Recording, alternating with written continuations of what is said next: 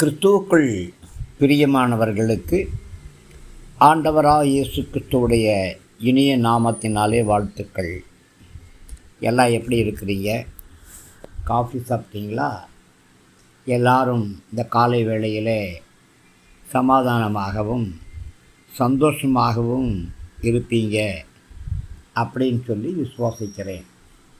இந்த நாளின் தியானத்திற்காக நாம் எடுத்துக்கொண்ட வேத பகுதி 1 சாமுவேல் 14ஆம் அதிகாரம் 6வது வசனத்தின் பிற்பகுதி. ஒருவேளை கர்த்தர் நமக்காக ஒரு காரியம் செய்வார். அநேகம் பேரை கொண்டாயிலும் கொஞ்சம் பேரை கொண்டாயிலும் ரட்சிக்க கர்த்தருக்கு தடையில்லை. ஆம் பிரியமானவர்களே, கர்த்தருக்கு தடை கிடையாது. கர்த்தர் உங்களுக்கென்று ஒரு காரியம் செய்வார். 1 சாமுவேல் 13ஆம் அதிகாரம் 4-5 வசனங்களை வாசிக்கும் பொழுது, யோனத்தான் பெலிஸ்தீருடைய தானியத்திற்குள் போக பார்த்த வழிகளின் நடுவே இந்த பக்கம் ஒரு செங்குத்தான பாறையும் அந்த பக்கம் ஒரு செங்குத்தான பாறையும் இருக்கிறது. ஒன்றுக்கு போசேஸ் என்று பெயர், மற்றொன்றுக்கு சேனே என்று பெயர். அந்த பாறைகளில் ஒன்று வடக்கே மிக்மாஸுக்கு எதிராகவும் மற்றொன்று தெற்கே கிபியாவுக்கு எதிராகவும் இருக்கிறது. பிரியமானவர்களே, போசேஸ் என்ற பெயருக்கு பளபளப்பாக மின்னுவது அப்படின்னு அர்த்தம். சேனே என்ற பெயருக்கு செங்குத்து அப்படின்னு அர்த்தம். பெலிஸ்தருடைய தானியம் இயற்கையாகவே அரணுக்கு நடுவில் இருக்குது. அவர்களுடைய தானியத்தை பாளையத்திற்கு போவது மிகவும் கடினம். யோனத்தானோ கடினமான சூழ்நிலைகளை பார்த்து சோர்ந்து போகலை. பாறைகள் செங்குத்தானவைகளாக இருந்தாலும் அவைகள் கூர்மையானவைகளாக இருந்தாலும் அதை பார்க்கிலும் யோனத்தானுடைய மனதிலே ஒரு உறுதி இருந்துச்சு, ஒரு திட நம்பிக்கை இருந்துச்சு. பிரியமானவர்களே, ஒருவேளை உங்களுக்கு எதிர்த்தாப்பில் கடினமான சூழ்நிலைகள் இருக்குதா? செங்குத்தான காரியங்கள் உங்களை பயமுறுத்தி கொண்டிருக்குதா? அவைகள் எவ்வளவு கடினமாக இருந்தாலும், அவைகள் எவ்வளவு செங்குத்தாக இருந்தாலும் உங்களுக்கு உதவி செய்யும்படியாக கர்த்தர் இருக்கிறார்.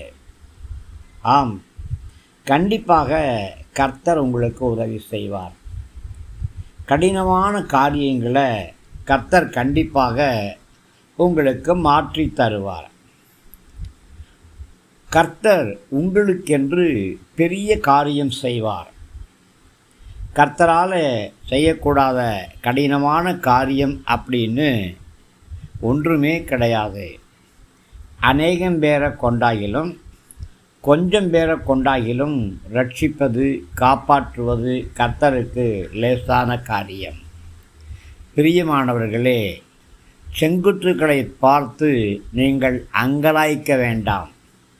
பளபளப்பான மனிதர்களை பார்த்து பளபளப்பான காரியங்களை குறித்து நீங்கள் பதறி போக வேண்டாம்.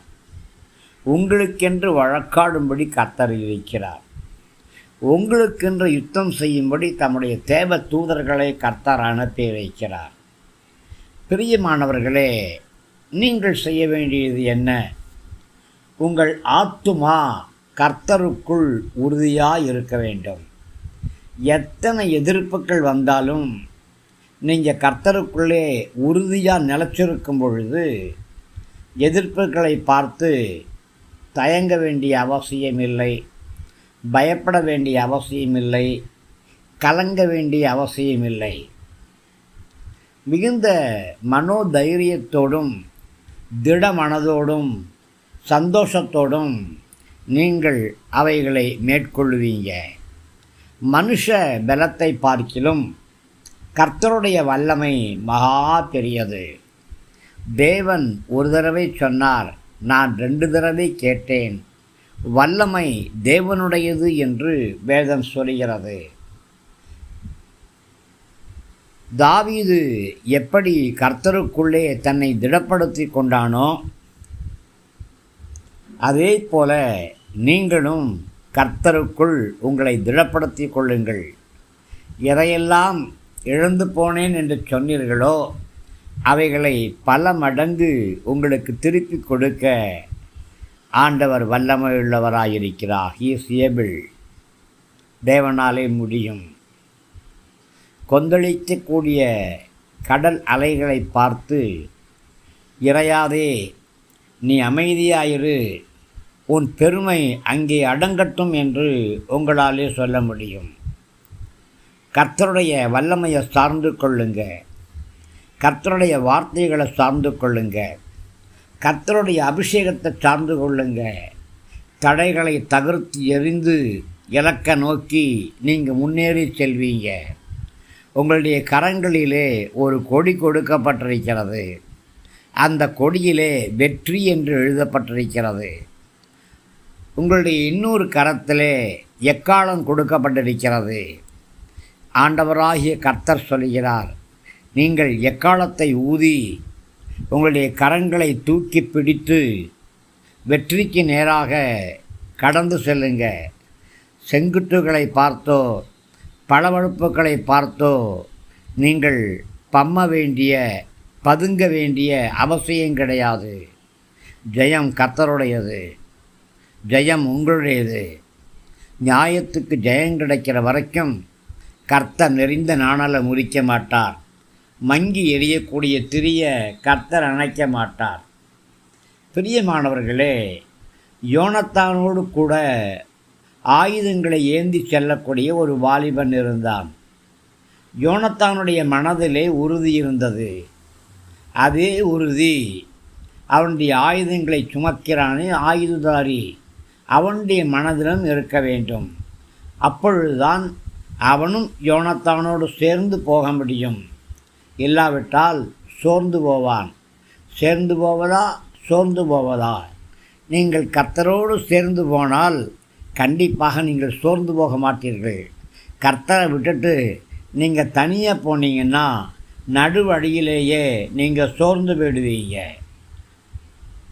பிரியமானவர்களே, யோனத்தான் தன்னுடைய ஆயுததாரியை தைரியப்படுத்துகிறான். அவனுக்கு விசுவாசத்தை பயிற்றுவிக்கிறான். அவனுடைய விசுவாசத்தை கர்த்தருக்குள்ளாக உறுதிப்படுத்துகிறான். கர்த்தரை பற்றிய சத்தியங்களை இரகசியங்களை புரியும்படியாக சொல்லுகிறான். பிரியமானவர்களே, உங்களோடு யாரெல்லாம் இருக்காங்களோ அவங்க மத்தியில் அவிசுவாசமான வார்த்தைகளை பேசாதீங்க.